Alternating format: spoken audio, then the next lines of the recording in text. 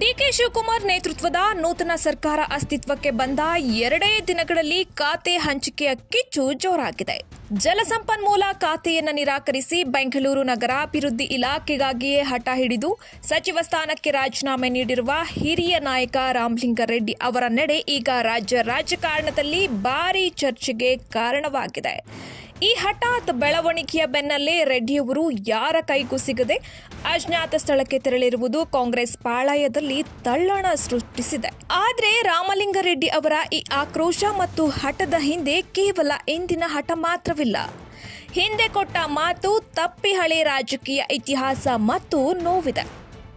ಹೌದು, ಹಾಗೆ ನೋಡಿದ್ರೆ ಕಳೆದ ಬಾರಿ ಸಿದ್ದರಾಮಯ್ಯನವರ ನೇತೃತ್ವದ ಸರ್ಕಾರವಿದ್ದಾಗಲೂ ರಾಮಲಿಂಗಾರೆಡ್ಡಿಗೆ ಬೆಂಗಳೂರು ನಗರಾಭಿವೃದ್ಧಿ ಖಾತೆಯ ಪ್ರಬಲ ಆಕಾಂಕ್ಷಿಯಾಗಿದ್ರು.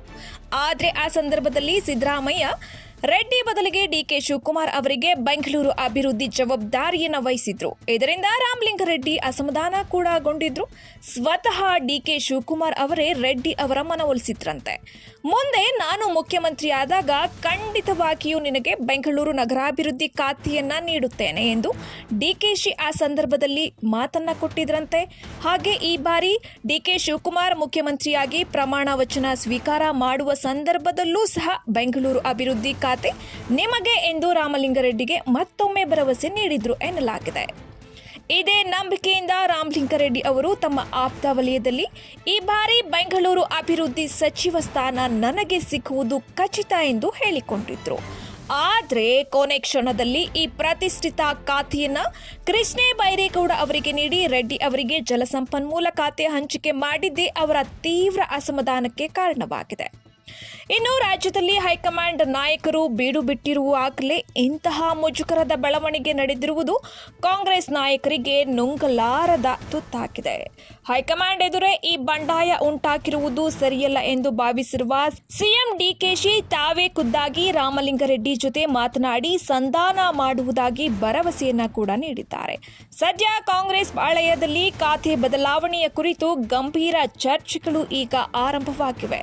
ಹಾಗಿದ್ರೆ ಮುಂದೇನು ಎನ್ನುವುದನ್ನ ನೋಡಿದ್ರೆ ಬೆಂಗಳೂರು ರಾಜಕಾರಣದಲ್ಲಿ ರಾಮಲಿಂಗಾರೆಡ್ಡಿ ಅವರ ಹಿರಿತನ ಮತ್ತು ಪ್ರಭಾವವನ್ನ ಕಡೆಗಣಿಸುವುದು ಕಾಂಗ್ರೆಸ್ಗೆ ಸುಲಭದ ವಿಷಯವಲ್ಲ. ಒಂದು ವೇಳೆ ಕಾಂಗ್ರೆಸ್ ನಾಯಕರ ಸಂಧಾನಕ್ಕೆ ರೆಡ್ಡಿ ಒಪ್ಪದ ಇದ್ರೆ ಹೈಕಮಾಂಡ್ ನಾಯಕರ ಸಲಹೆಯನ್ನ ಕೂಡ ಇಲ್ಲಿ ಪಡೆದುಕೊಳ್ಬಹುದು. ಹಾಗೆ ಮುಜುಗರ ತಪ್ಪಿಸಲು ಕೊನೆ ಕ್ಷಣದಲ್ಲಿ ಖಾತೆ ಬದಲಾವಣೆ ಮಾಡುವ ಸಾಧ್ಯತೆಗಳನ್ನ ಇಲ್ಲಿ ತಳ್ಳಿ ಹಾಕುವಂತಿಲ್ಲ.